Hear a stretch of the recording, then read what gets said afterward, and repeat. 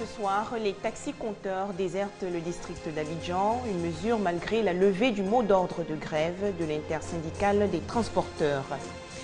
Une semaine dans la commune de Yopougon, c'est la nouvelle destination de l'émission Couleurs Vacances. Dans cette édition, nous allons dresser la carte de cette municipalité. Enfin, les touristes mettent fin à la destination égyptienne, et cela malgré le retour progressif à la vie dans le pays. Bonsoir à tous, nous sommes ensemble pour 15 minutes d'information. Vous vous en êtes peut-être aperçu en vous promenant ce matin, aucun taxi-compteur ne circule dans le district d'Abidjan. Et cela malgré la levée du mot d'ordre de grève des taxi-compteurs annoncé hier par l'intersyndicale des transporteurs. Les taxis rouges, faut-il le rappeler, réfutent la concurrence des véhicules banalisés ou woro-woro qu'ils jugent déloyales. Le point avec Afza Diaby.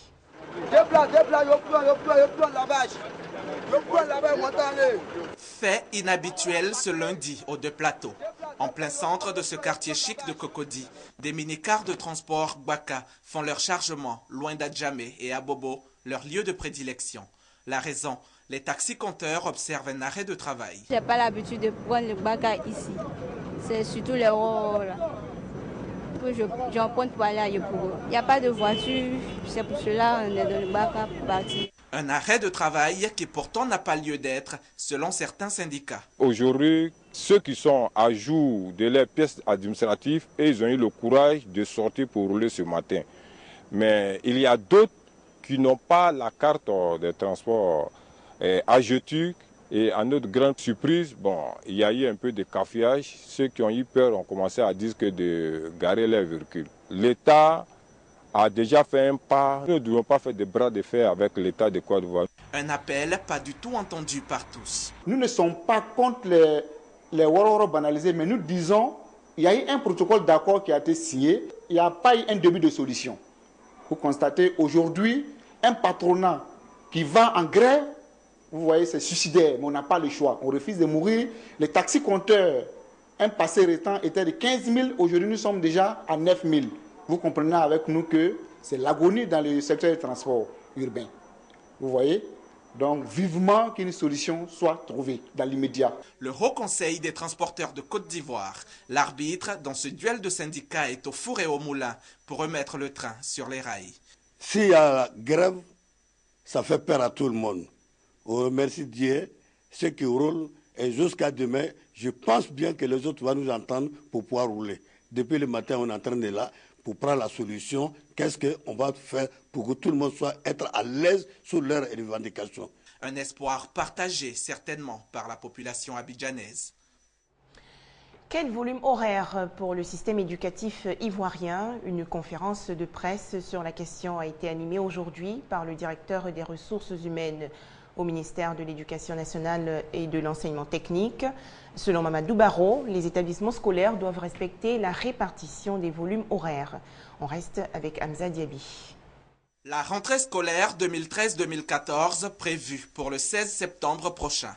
En attendant cette date, le ministère de l'Éducation nationale et de l'enseignement technique prend des dispositions pour une rentrée des classes réussie. Désormais, l'école ivoirienne connaîtra une gestion rigoureuse. Il est impératif de rappeler que chaque enseignant doit être lié à une classe. Au niveau du secondaire, obligation vous est faite de procéder à une bonne répartition des volumes horaires. Professeur de lycée, 18 heures de cours, professeur de collège, 21 heures de cours.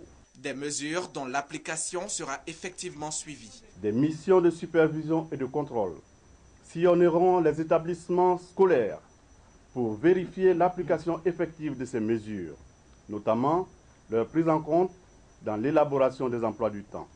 Les résultats de l'année scolaire 2012-2013 ont été en nette progression par rapport à ceux de l'année précédente. Un mot maintenant sur la question de l'emploi jeune en Côte d'Ivoire. Des jeunes du sud et du centre du pays, notamment à Dzopé et Toumoudi, ont bénéficié récemment d'une formation à l'initiative du Fonds national de la jeunesse. Et aujourd'hui, leurs projets viennent au jour. Ce sont des fermes agricoles pour certains, des fast-foods pour d'autres. Hamza Diaby. La Côte d'Ivoire compte 7 millions de chômeurs selon le Bureau international du travail. Un chiffre alarmant pour le gouvernement qui entend créer 1 million d'emplois d'ici quelques années. Dans cette dynamique est né le Fonds national de la jeunesse, un fonds de garantie pour le financement de projets des jeunes. 7 mois après le démarrage des activités de la structure, les résultats sont palpables. C'est une ferme avicole qui va recevoir 2000 poulets. J'ai sollicité le Fonds national de la jeunesse pour un appui. Ils m'ont donné 5 ans pour le remboursement. J'ai eu des clients, des grossistes, des détaillants et puis quelques restaurants qui ont accepté de prendre les œufs une fois qu'ils seront disponibles. J'ai décidé de travailler nuit et jour pour que mon projet puisse être mené à bien. Pour être bon entrepreneur, cela demande disponibilité et ressources. La formation est également indispensable. Il s'agit pour nous de former les jeunes à l'entrepreneuriat à travers certains modules indispensables à l'exercice d'une activité, comme la comptabilité, la gestion des stocks, le marketing. Ce sont des instruments essentiels dans l'exercice de la promotion d'entrepreneurs. Une formation accessible aux promoteurs. C'est une formation très simple qui, je peux même dire, même si vous avez un niveau bas que ce soit, avec l'explication qu'il nous donne, c'est vraiment bien à apprendre. C'est très simple, c'est très compréhensible.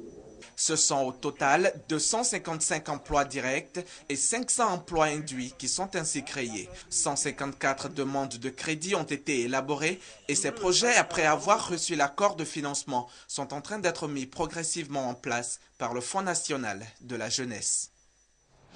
Comment offrir des vacances saines aux enfants du district d'Abidjan? L'une des solutions est l'organisation d'activités éducatives au centre aéré de Bingerville. C'est une initiative du ministère de la Promotion de la Jeunesse, des Sports et des Loisirs. Au menu, entre autres, des ballets, des disciplines sportives et des visites dans les musées. Et tout cela pour la plus grande joie d'une centaine d'enfants. N'est-ce pas, Michel Mambo?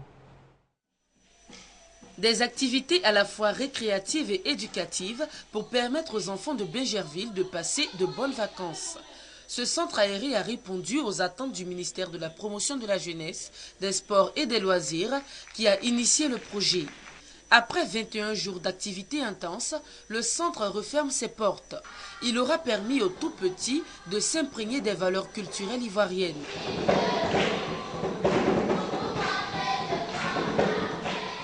Un séjour mis à profit par les 128 enfants recensés dans la cité. Ils ont pu le démontrer lors de la cérémonie de clôture.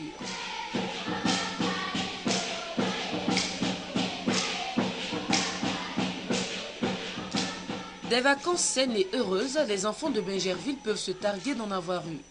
Place maintenant aux choses sérieuses, la rentrée des classes, c'est pour bientôt, le 16 septembre prochain.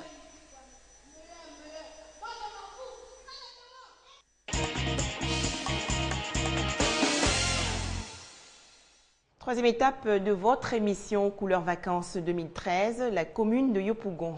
Plus de 100 km² pour environ 2 millions d'habitants. Yopougon rime avec manifestations socioculturelles, rythme zouglou et restauration. Tout de suite, la carte postale de la cité. La commune de Yopougon est limitée au nord par les communes d'Abobo et d'Anyama, au sud par le port d'Abidjan et l'océan Atlantique et à l'ouest par la municipalité de Songon. Sa population est estimée à environ 2 millions d'habitants. Communément appelée Poy ou Yop City Label, la plus grande commune de Côte d'Ivoire s'étend sur 153,4 km². Elle est la principale porte d'accès au district d'Abidjan en venant des villes de l'intérieur du pays, des États limitrophes et ceux de l'Interland, à savoir le Burkina Faso, le Mali et le Niger. Cité cosmopolite, Yopougon accueille régulièrement des manifestations socio-culturelles et commerciales. La commune est également populaire depuis l'avènement du rythme zouglou de 1984 à 1985.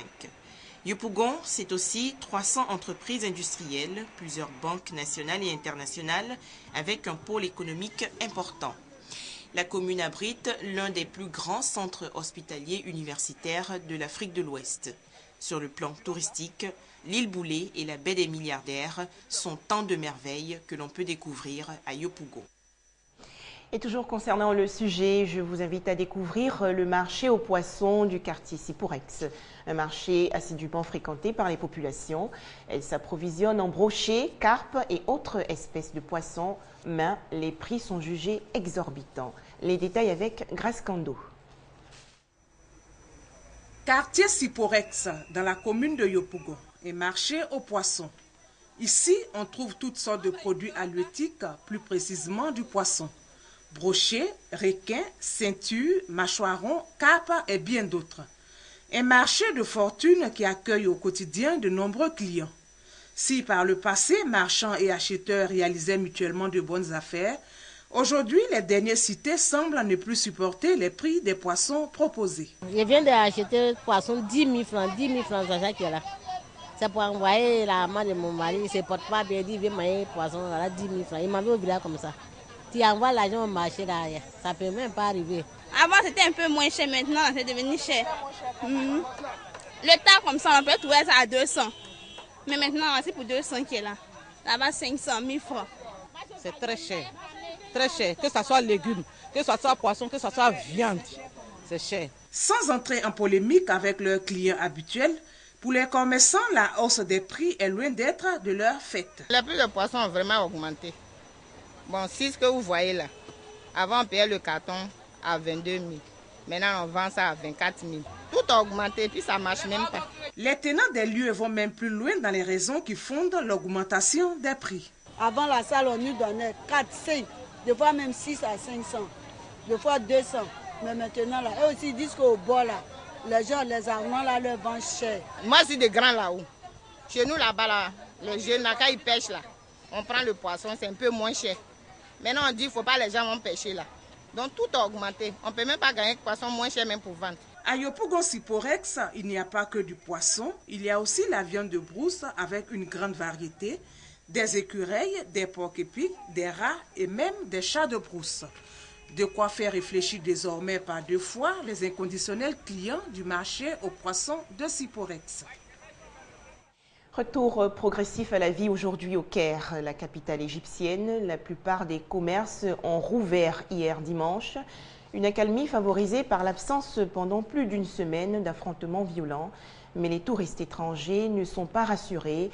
Ils refutent la destination égyptienne. Selon des chiffres publiés, le nombre de vacanciers français qui se rendent en Égypte a chuté de près de 50% en 2 ans. Le souk de Sharm el-Sheikh est étrangement calme. Rares sont les touristes qui s'aventurent encore dans ces échoppes autrefois bondées. D'ici 4 ou 5 jours, je vais devoir mettre la clé sous la porte. Pas de touristes, ça veut dire pas de chiffre d'affaires. Au bord de la mer Rouge, les hôtels sont quasiment vides.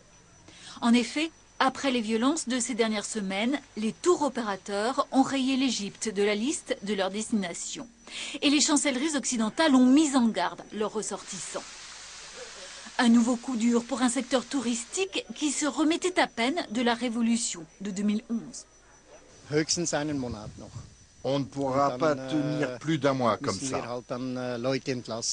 Si ça continue, il va falloir réduire notre effectif. C'est grave. C'est très grave. Et c'est tout le pays qui souffre de cette crise. Eux sont venus malgré tout, sous le soleil et pas vraiment inquiets. La télé ne marche pas dans notre chambre, on n'a aucune idée de ce qui se passe. J'ai essayé d'acheter un journal et de regarder sur Internet. Avec le tourisme, c'est toute l'économie égyptienne qui est touchée. À lui seul, le secteur représente 11% du PIB. En image à présent, les puissances occidentales favorables à une intervention militaire en Syrie. Le président russe Vladimir Poutine s'est entretenu aujourd'hui par téléphone avec le Premier ministre britannique David Cameron sur la situation dans le pays. Les États-Unis démentent aujourd'hui l'annulation d'une réunion de négociation entre Israéliens et Palestiniens, annulation précédemment annoncée par un responsable palestinien après la mort de 3 Palestiniens tués par des soldats israéliens. Regain de tension entre Israéliens et Palestiniens. 3 Palestiniens sont morts lundi et une vingtaine d'autres blessés à la suite d'affrontements dans le camp de réfugiés de Kalandia près de Jérusalem. Selon l'État hébreu, les heurts se sont produits après l'arrivée dans le camp de gardes-frontières israéliens venus arrêter un Palestinien. La présidence palestinienne a immédiatement réagi, accusant Israël de vouloir détruire le processus de paix. Merci de toujours nous suivre. Très bonne soirée à tous sur RTI2, bien sûr.